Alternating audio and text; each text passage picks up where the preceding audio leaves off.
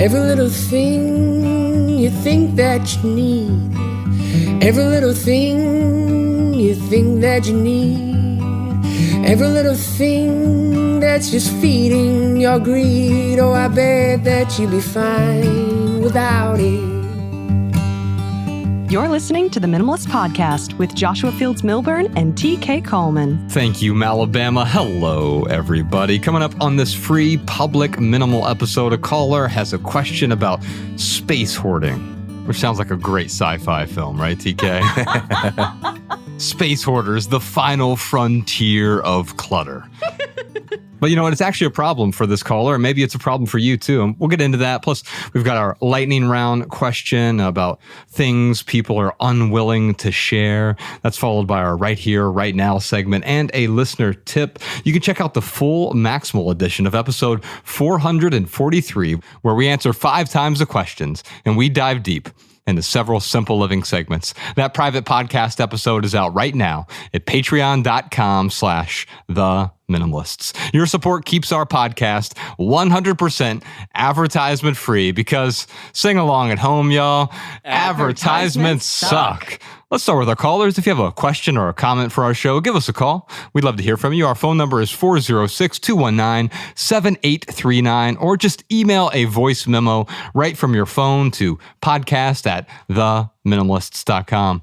Our first question today is from Janice. Hi, this is Janice from San Diego. The lady I rent from is a space hoarder. She has virtually an empty garage and would not let me store 2 packs of paper towels and toilet paper in the garage. The term space hoarder crossed my mind, and now I'm wondering if hoarding empty space is a form of hoarding or territorial behavior. Alabama, put on a pot of coffee. I have a lot of thoughts. Oh, man. Oh, my stars. TK, I'd love to hear your initial thoughts on this, but I can tell you that a few years ago, 5 years ago, maybe even 2 years ago, I would have been really frustrated by a question like this. There's there's like a sense of entitlement here, right? And I think entitlement often comes from a sense of misunderstanding. There's this term reification. Are you familiar? You've heard this term before. No. Reification, it basically means to turn an abstraction into a real thing. And sometimes it's pathological. We're inventing things that don't actually exist, but it's also a function of language as well. Reification comes from the Latin res, which just means thing. So maybe you could think about it as thingification. And sometimes... Sounds like a George Bush term, thingification. Well, sometimes what we do is we turn something that is nothing into something that is something, or nothing into something. In fact, when I think about simplicity is not the absence of stuff. It is the presence of absence. If you were to walk into the studio right now, it's mostly empty. But that doesn't mean that someone else is entitled to use the space. In fact, in that closet over there, we have an empty shelf. And if Janice were to come to us and say, I should be able to keep my toilet paper on your shelf in here, I would just say, no, you shouldn't be able to, right?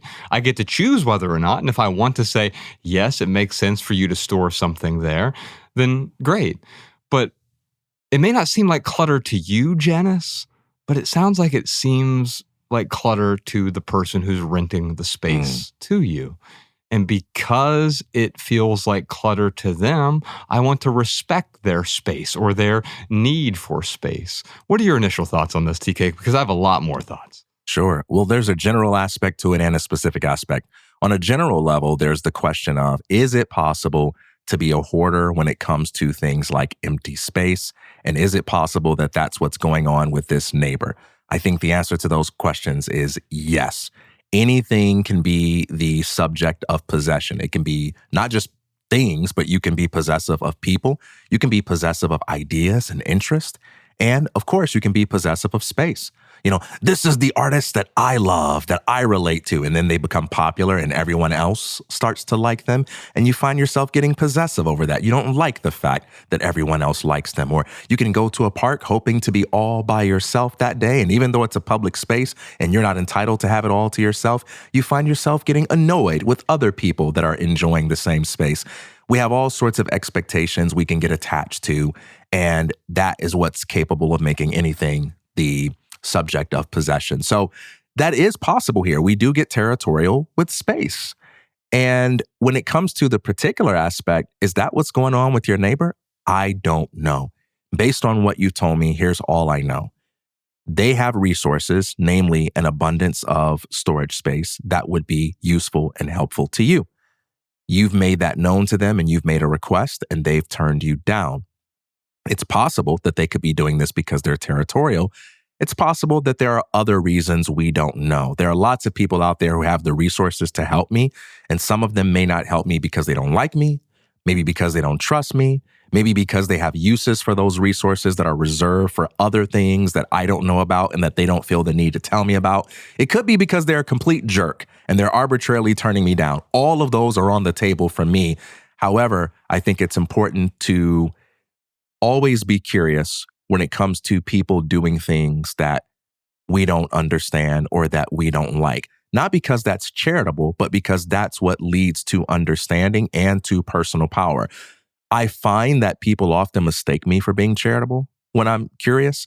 And it's not so much that I'm charitable, it's that I've learned to develop a deep respect for how terrible I am at making assumptions about other people's intentions. It is not infrequent that people do things that I don't like or that I don't understand. And whenever I assume, I turn out to be wrong. But when I investigate, when I inquire, when I humble myself and ask, I discover things that I never could have guessed. And I think that's one of the best ways to approach having healthy relationships with people with whom we frequently interact. And so I empathize with the fact that you made your request known to this neighbor and that it kind of feels disappointing when they seem to have the ability to help you and they don't. That's definitely disappointing. And I'm sorry about that. But I would try to be cautious about making a judgment here because space hoarding is a possibility, but there could be something else going on that we just don't know about. And that thing could be as simple as I prefer a simple space. I prefer the presence of absence here. And if you were to store your things here, you could do that, but it would disturb my peace. And that is a good enough answer. That means we're not entitled to someone else's space. We're also not entitled to someone else's things, and vice versa. Sometimes it feels like, well, I'm not asking for one of their things. I'm actually asking to put my things where they don't have things. But you have to, through the reification thing, you understand that, well, maybe that space is a thing that is precious to them, that they enjoy, that brings calm or peace to their lives. And as soon as we think about it from their perspective, it's not that they're denying you. They want you to be upset with because you don't have enough storage space. Maybe they simply don't want to be disturbed by more things in their space. That's right. And for the person who's making the request, the only thing you can know is how easy or difficult the fulfillment of that request seems to you. What you don't have access to is how easy or difficult it might feel if you are experiencing that inside the body and mind of the person you're expecting to fulfill the request. So if you ask me, Josh, hey, can you come in an hour earlier today? That for you might seem easy because you might think, well, coming in an hour earlier isn't hard for me. And based on what I know about TK's life, that shouldn't be very hard for him. But for all you know, I could have something going on that particular day that makes it difficult. I could have had a terrible night's sleep that night and went to bed thinking, oh gosh, I'm going to sleep in an hour later today. And that request might be hard for me on that day more than it would normally be. And so you always want to be careful about making assumptions regarding how easy or difficult it is. Like, this is a great source of tension in the workplace. Usually people who give out orders and make demands or make requests on people's time. Hey, I need you to redesign the website and have it done by Wednesday. Hey, I need you to do this or do that. They're just thinking about it from the vantage point of, hey, here's what needs to be done. You seem to have the ability to do it based on my evaluation of your life. So why can't it be done? But for the person who has to do it, it might feel very difficult. Even if it isn't actually difficult, it might feel difficult. And that makes it a difficulty unto itself. And what we're doing here is we're prescribing our own preferences to someone else. And what we're saying is, hey, if I had that garage space, then I wouldn't have a problem putting the extra toilet paper, paper towels, or other things I want to store in there. And then, of course, that often becomes a slippery slope. And this is how we turn in not space hoarders, but real hoarders. Real hoarders didn't accumulate all of their stuff overnight. They didn't have a boundary until they acquired something. And the one thing they acquired is generally never a problem. But then the next thing, and then the next thing, and then a year goes by and I've acquired all these things. And then half a decade goes by, or a decade or 2 decades. And if you've ever been to a hoarder's house, you can tell this stuff didn't show up overnight. This is a lifetime of accumulation. And one might say the same thing for the presence of absence, for that empty space. It took me a long time to get rid of the things that were cluttering up my space, and I sure don't want to reclutter it with someone else's things, even if it feels virtuous in the moment. That's right. And there's an angel's advocate thought I want to apply to everything that I just said, and that is there's a distinction between being a hoarder and having an understandable reason for why you are a hoarder. Every hoarder has their reasons. Some people hoard out of fear. Some people hoard out of a response to trauma. And most of the reasons for hoarding deserve empathy. And if you're going to help people that have a hoarding problem, it has to involve so much more than just telling them that they are a hoarder and trying to make them feel guilty about it. And so it could be the case that this neighbor here truly is a space hoarder, even if there are understandable reasons for it.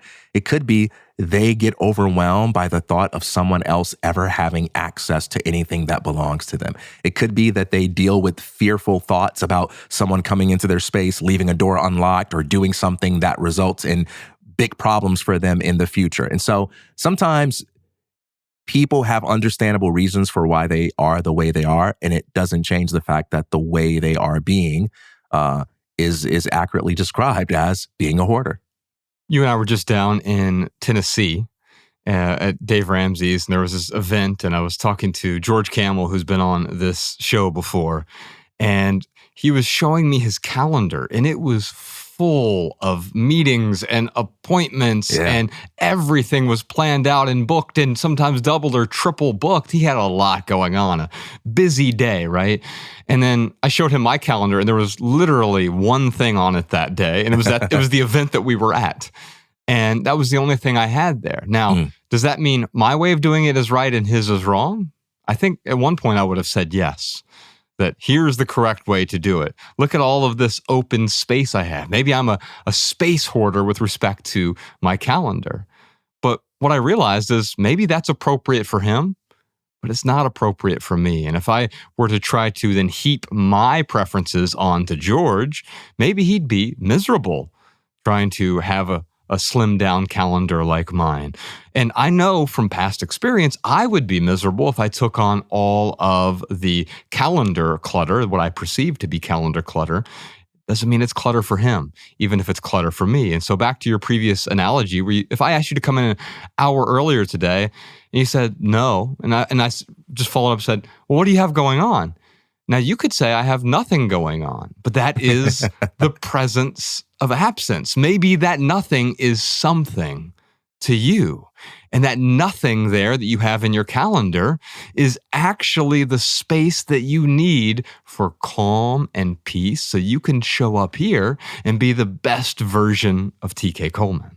This is why whenever anyone hits me up with the whole thing of, TK, what are you doing tonight? What are you doing Saturday night? I never answer that question. Because there's no reason for me to empower people with the opportunity to make judgments about what I am or am not doing. If I have plans, doesn't matter. If I don't have plans, it doesn't matter. Let's get this conversation centered around what it's really about. You're not asking with curiosity what I'm up to. There's something that you need. What do you need? Now, if there's nothing that you need and that assumption's false, it's going to become clear when I ask that question. But my first response to, what are you doing Saturday night? What do you need? What do you want me to do? And either I can do it or I can't. Either I'm willing to do it or I can't. And I'm just going to be direct and honest and compassionate about the way I answer that. But sometimes what happens is we say things like, hey, what are you doing Saturday night? And the other person says nothing. And then we go, well, hey, can you come to my party? And the other person's like, no, man, I won't be there. It's like, well, wait a minute. I just asked you what you were doing. You said nothing. And so that gives me the right to judge you for turning down the opportunity to do whatever it is I'm inviting you to do. And that's not how it works. When that other person says nothing, that doesn't mean that they are available to any request that you have. It just might mean that nothing is the most important thing for them to be doing that Saturday night. Yes, their nothing is something to them. They want that open space. And it doesn't mean that they're hoarding it. It's not a pathology. They want that open space in their calendar or in their garage. Let's get practical for a moment with Janice here. Alabama, you remember a few years ago when we first started renting this beautiful studio space, we had a lot more equipment as we were building out the studio, and we needed somewhere to store it temporarily. Mm-hmm. And so there is a little annex downstairs, and I went to them and I asked them, hey, is anyone using that? Which was actually the wrong question to ask, as TK just highlighted, because no one was using it, right?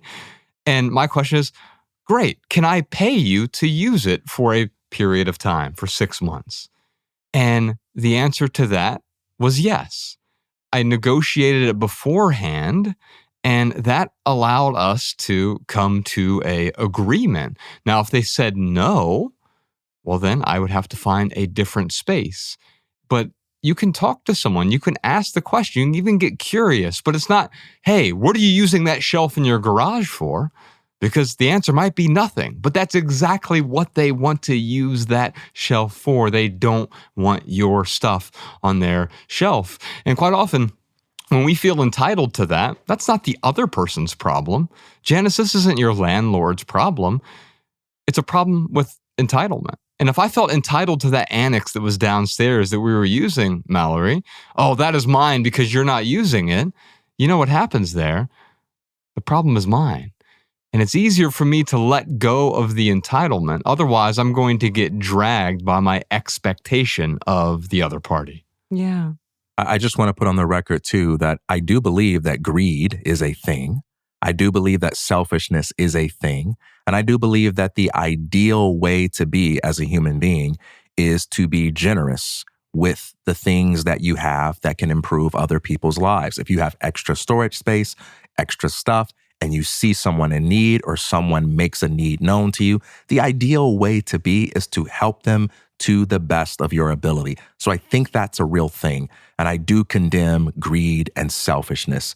However, it's just important to be cautious in the judgments we make about who is greedy and who is selfish. Why?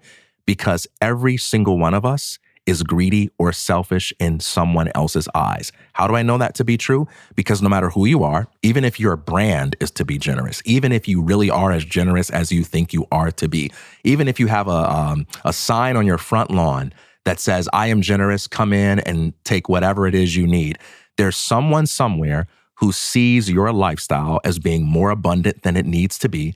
There's someone somewhere who has different ideas than you about how you ought to use your time, your energy, your attention, and your other resources. And they judge you for the way that you live your life, even if you feel very good about it. So all of us are greedy and selfish in someone else's eyes. And so we have to be careful about assuming that people are greedy or selfish just because they're not using their resources in the way that we think they ought to be.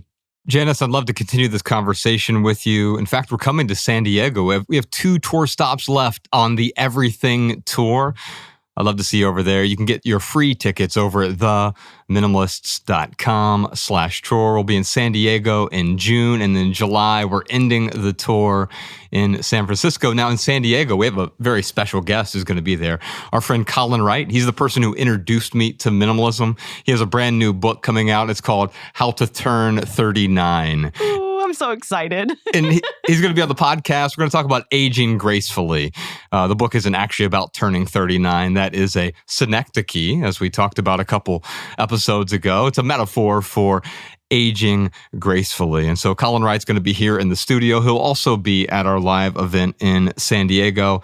You can see him there. You can see us there, Janice, and we'll carry on this conversation. Maybe you have some more details for us, or we'll see you in San Francisco as well. To anyone else who wants to join us, there are still a few free tickets left. One last thing for Janice. I'd love for her to download a free version of Emotional Clutter. It's TK Coleman's book, because part of what's happening here, there's no real clutter.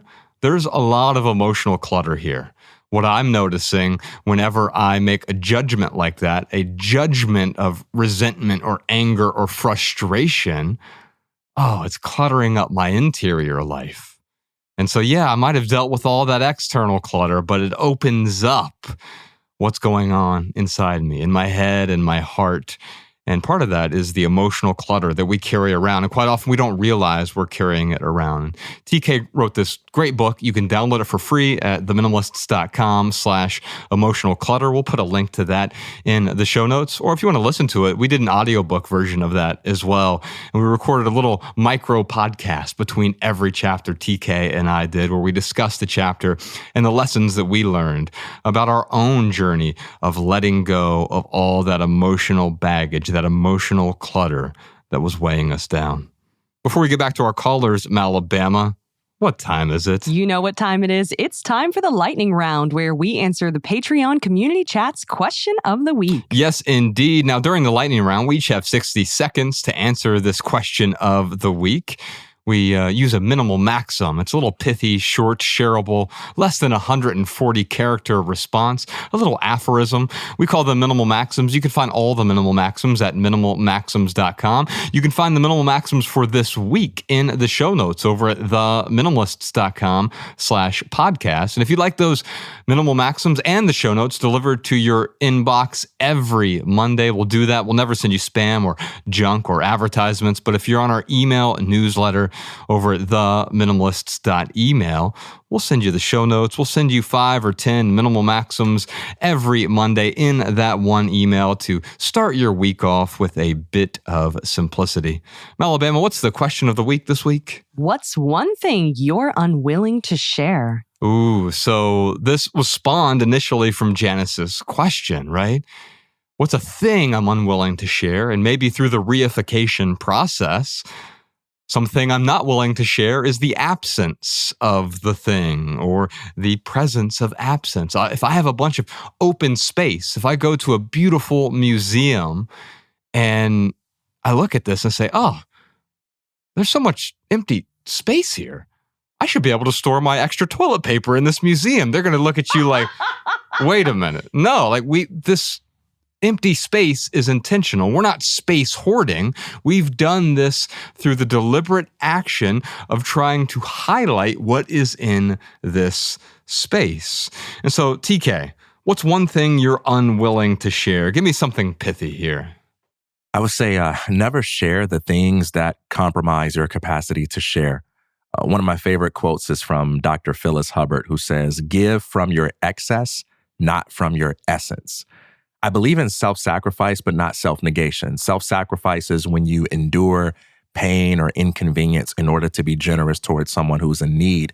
Self-negation is when you say, I'm going to disregard my own mental health, my own wellness, and I'm going to be led or governed by guilt in my efforts to do things for others. There's so many people out there who are burned out and who eventually render themselves incapable of acting on their desire to be generous because they're so governed by guilt that they abandon the consideration of their own well-being. And I think that's what Dr. Hubbard describes as giving from your essence. I believe in giving from your excess. Take care of yourself, not in a way that's selfish, but in a way that cultivates health. And then from that state of being healthy, do the best that you can to help others get there as well. That's so powerful, because we can't really figure out what our excess is until we found out what is enough for us. And enough is what you're talking about with respect to the essence. Giving when you have just enough, and if you're giving from that, you're giving from your essence. You're actually taking away from yourself. We have a colloquial term there we call people pleasers, right? And we've all, at least most of us have fought that battle of, I keep trying to please other people because I want to be liked so much that I'm giving from my essence. I don't have enough to give, so I'm going to give from my essence. I've got something pithy for you. The key to freedom is a willingness to walk away. Now, TK might have pinned that. He might say it's the ability to walk away. We've had this conversation on the show before. And I agree with that. Having the ability to walk away is important. And however, I think even being willing to walk away from things that feel like they add tremendous value to your life is really where freedom comes into play. I know for me personally, I can walk away from anything, and it's taken a long time to be able to get there. But I can walk away not just from material possessions. That's way easier for me now. Although when I first started with the whole minimalism thing, I couldn't let go of anything. That's why we started the 30-day minimalism game. Before that, it was just, can I let go of one item a day for 30 days? And at first I'm like, I don't know. I don't even know where to get started. I've got so many things, and it's so important to me. Not realizing, no, this stuff isn't my essence. It is my excess. And so I had to go through and identify what are the things that are non-essential, what are the things that are junk, and then what are the things that are actually essential to my way of life, to my own well-being, right? But after the material possessions, I realized I can let go of a marriage. I can let go of an intimate relationship. I can let go of friendships that are toxic. I can let go of my home that has too many square feet for me. It's no longer appropriate for me. I can let go of my car. I can let go of my career. And recently, we let go of social media, not in a dogmatic way or a way that renounces the thing, but in a way that steps away from it and says, you know what? I can let go of that. I can let go and make room. I can increase my presence of absence. And then I get to decide what I do with that nothingness. And if I don't want to do anything with that extra space, I think it's one of the fallacies that we often get into. We clear out a closet and it becomes recluttered. Why? Because we feel compelled to fill up every nook and cranny. If you have an empty room, I remember I had a big house in the suburbs of Dayton, Ohio, and we had a couple spare bedrooms. And I felt compelled to fill them with stuff. Well, why is that? Because I was a little terrified of the presence of absence. I was terrified of the empty space. I didn't want to be a space hoarder. I didn't even think about it in those terms at the time. But I really was uncomfortable with the stillness, with the calmness, which absolutely happens now. We're not just addicted to the things, we're addicted to the non-things, the glowing screens and the notifications. These are all non-things that distract us from the presence of being or the presence of absence. In Alabama, we reached out to our folks on Patreon, the Patreon community, and we had just dozens or maybe hundreds of responses to this question. What's one thing you're unwilling to share? Let's talk about what some people said. Yeah, as far as physical things, Monica said, my ATV four-wheeler. That's my happy place. Ride with someone else. And I think that's why I asked the question this way, is unwilling to share. Quite often people, when you enjoy something, you actually will share it more. In fact, that could even be a separate problem, don't you think, TK? When you learn something new and you just want to teach everyone about it, right? There's this effect called the Dunning-Kruger effect, where as soon as someone thinks they know a little bit about something, they have become an expert about it. And of course, that is amplified by the internet. Everyone who has read one blog post on minimalism is now a minimalist, right? Or has written one essay, has now become a writer. And I get the essence of that. But what happens is we feel really compelled to compel other people to our worldview. But I found with Monica, with something like an ATV or a four-wheeler, yeah, you may not want to share it if you're using it. But the question is, would sharing it ever enhance my relationship with others or even enhance my relationship with the ATV and four-wheeler? I think about when once a year, we tend to go do this paintball thing as a team, and we bring the whole team out. And now imagine if Alabama, you just went out there by yourself. Not nearly as fun. No, not at all. It is amplified by that communal experience. However, there are some things, and maybe for Monica, riding the ATV or four-wheeler is a solo endeavor, and that's where you get your piece. And I think that's totally okay too. What else we got? We had another one from Mahalia. They said, my leftovers from a restaurant. I look forward to them all day and get so sad if someone eats them without letting me know or asking me. I totally relate to this. I'm a little territorial with sharing my food. You know what's funny is sometimes I will say one thing but do the opposite, right? And so I feel pretty similarly, except I'm always grabbing stuff off of Bex's plate and eating her things and vice versa. But if a random person in a restaurant were to just come up and grab something off of my plate. Oh, my stars. And so I think sharing is contextual here as well, right? If it's someone I really care about, I actually want to share the things I enjoy with them. Caveat, as long as they want it too. Otherwise, I'm coercing them or forcing them. Right. Oh, you've got to try this thing. And it's way less pleasurable if you're forcing someone into indulging in the things that you enjoy. And there's also the idea of implicit consent in the relationship you have with Bex.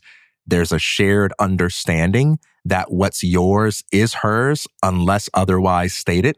So she can take food from your plate with an understanding that you already consent to that without her needing to ask, right? My wife doesn't have to ask me, can she use a pencil or can she use my car? It's already a given. When the stranger does it, it's like, what the heck, man? We don't have that shared understanding. Right. And as you get to know someone a little bit better, Bex and I were at the grocery store the other day, and I'm like, I'm going to buy one of these Honeycrisp apples. And do you want me to get you one? She goes, can I just have a couple bites of yours? And I said, no, you can't, but I will buy you another one. Because I'm going to eat the whole thing. And there is that understanding. She knows enough, because sometimes I might say, yeah, I'm only going to eat half of this. Of course you can. And so simply asking the question non-judgmentally helped her determine whether or not we should buy a second apple in that scenario. Sarah had something for us. Sarah said, my bed. My sleep is so precious to me. My partner moves around, snores, and likes the room temperature warmer than I like. We sleep in separate rooms. He also tends to sleep later than I do. After a whole day of dealing with life, laying in my comfy bed and drifting off to sleep is just sublime. You know, rather infamously, Bex and I live apart about half the time. And so this resonates with me, although I'm a big-time snuggler. And the snuggling is so much more precious because I don't have access to it all the time. Half the time, I have the presence of absence, right?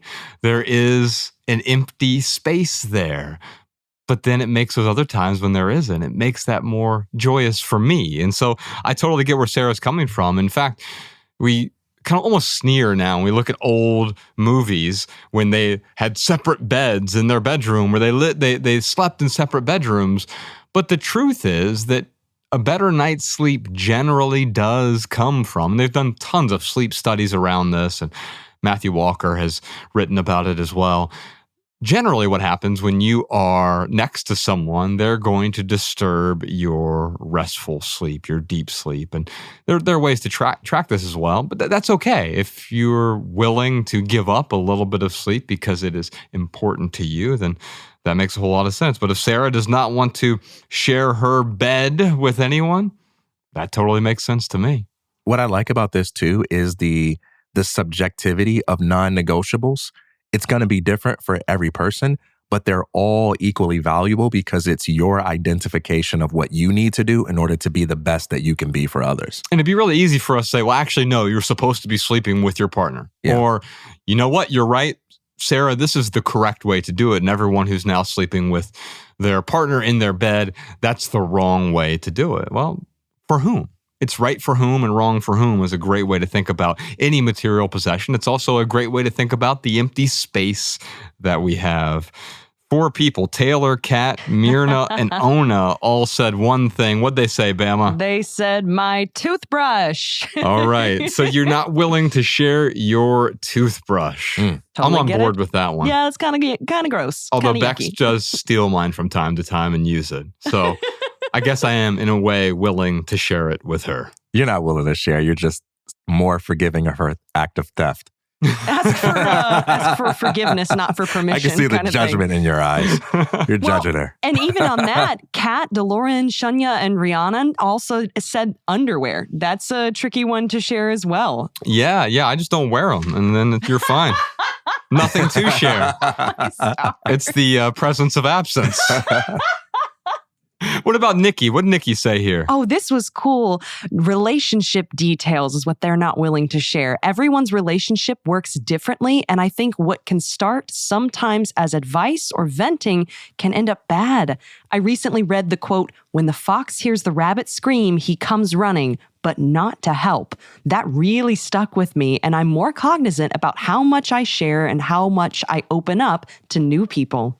Yeah, I think many of us, we often become diuretic when it comes to sharing life details that no one wants to hear. But the opposite of that is other people prying into your details that you simply don't want to share, but you feel like you have to or you're compelled to because someone else might be interested in it. It would be rude if I didn't share this. But it's okay to say that's not something that I'm comfortable sharing, right? But the other part is sometimes we're over comfortable sharing. The biggest thing I've noticed since leaving social media is I wasn't even on social media that much, but I found that I was sharing bits of my life that I'm looking at it now like, why was I sharing a photo of the coffee shop that I was at or whatever it might be? Not that it was wrong to do so, but I'm literally questioning, why was I compelled to do that? Which is an interesting question that I don't think I was asking as much 2 months ago. Yeah.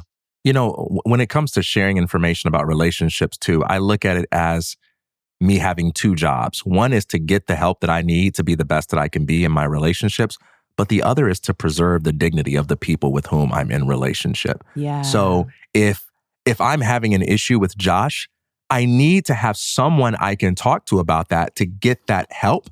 But if I just go up to any random person and be like, man, Josh is tripping today, that doesn't really preserve the dignity of my friend. That leaves his reputation out to dry in a way that doesn't really speak to the respect that I have for him.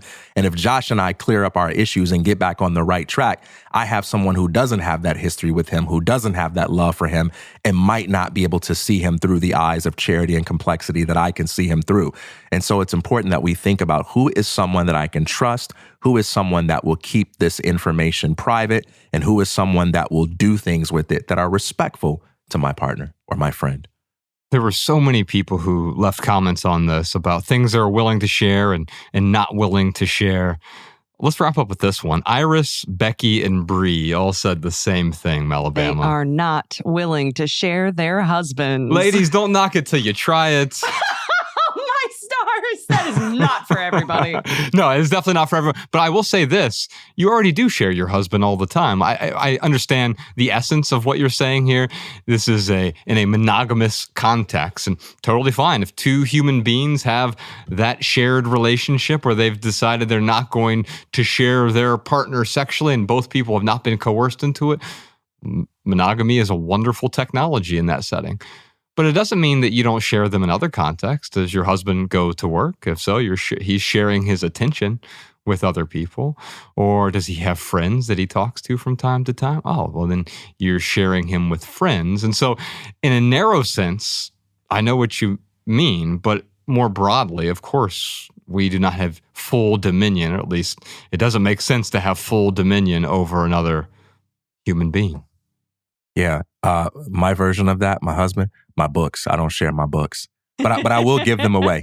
Like if you see a book on my shelf and you're honest with me and you say you'll read that and you want it, I'll just give it to you. That or I'll doesn't count buy as it for sharing? you. No, because you don't intend to have it back? Exactly. Like I'm not going to do that to us because if I loan you that book, now I'm placing an expectation on you that you're going to give it back to me in a condition that I value. And I'm setting you up for failure and I'm setting myself up to resent you. So no need for me to do that. It's the same logic according to which I don't borrow books because I know how I'm going to treat the book. I'm going to underline things that's going to make you upset. I'm going to save us both from that. I'll just buy it myself. And if I can't afford to buy it, I'll wait. Yeah. So in one sense, you are not sharing in the sense that like, I'm not going to loan this out to you. But in another sense, several other senses, you are sharing and I will give this to you. That's a type of sharing. Yeah. Or if you're just saying, I really found value in Colin Wright's book, How to Turn 39. Yeah. And you're sharing that wisdom, even if you don't give me the book, you're sharing something that you found value from. And in fact, that's on the private podcast. We have an added value segment. Every week we share something that we found value in. It doesn't mean I'm giving you the physical copy, I'm loaning it to you, but it's something that I found value in. So I want to share it with other people who may or may not get value from it as well. Now we're just getting started. We've got an armful of callers to talk to on the private podcast. But first, real quick for right here, right now, here's one thing that's going on in the life of the minimalist. We're calling it Thursday Conversations. TK Coleman recently started hosting this weekly video series of video conversations with some of the most interesting people that he'd like you to meet. Each episode is like eavesdropping on a FaceTime call between two really fascinating people. A new convo is published each Thursday exclusively on Patreon. If you missed the first 4 episodes, there was one with Malabama recently. Oh, that was so much fun. TK's wife, TK's brother, and several other people. If you missed any of those first 4 episodes, you can find those on Patreon as well. Malabama, what else you got for us? Here's a minimalist insight from one of our listeners. Hi, this is Melissa in Las Vegas, Nevada, and I am a Patreon supporter. I love the way you reframed OCD, Josh, in the restraint episode. My OCD has never been anything but a strength for me as a person who works in the food industry. Attention to detail is critical, and I'm the one my superiors generally rely on to make sure things go smoothly and follow protocols for cleanliness and sanitation. I am at the point where I can catch myself when I am over the top in my day-to-day life, but I otherwise embrace my OCD instead of apologizing for it. Melissa, thank you so much for that insightful comment. For anyone else who has a listener tip or insight about this episode or any other episode, leave a comment on Patreon or YouTube, or better yet, send a voice memo to podcast@theminimalists.com so we can feature your voice on the show. All right, that's the first 25% of episode 443. We'll see you on Patreon for the full Maximal Edition, which includes answers to a bunch more questions like, how do I let go of a family member who is making my life unbearably difficult? Where do I start if I hate my life? And even though I'm married, I feel alone. Should I minimize my sick pet if I'm unable to take care of him? Plus a million more questions and simple living segments over on the Minimalist private podcast. We also have an outstanding home tour from one of our listeners this week on Patreon. Visit patreon.com/theminimalist or click the link down in the description to subscribe and get your personal link so that our weekly Maximal episodes play in your favorite podcast app. You also gain access to all of our podcast archives all the way back to episode 001. That's right. All of our archives are over there on Patreon. By the way, Patreon is now offering free trials. So if you'd like to test drive our private podcast, you can join for 7 days for free. And that is our minimal episode for today. If you leave here with just one message, let it be this: love people and use things, because the opposite never works. Thanks for listening, y'all. We'll see you next time. Peace. Every little thing you think that you need, every little thing you think that you need, every little thing that's just feeding your greed. Oh, I bet that you'd be fine without it.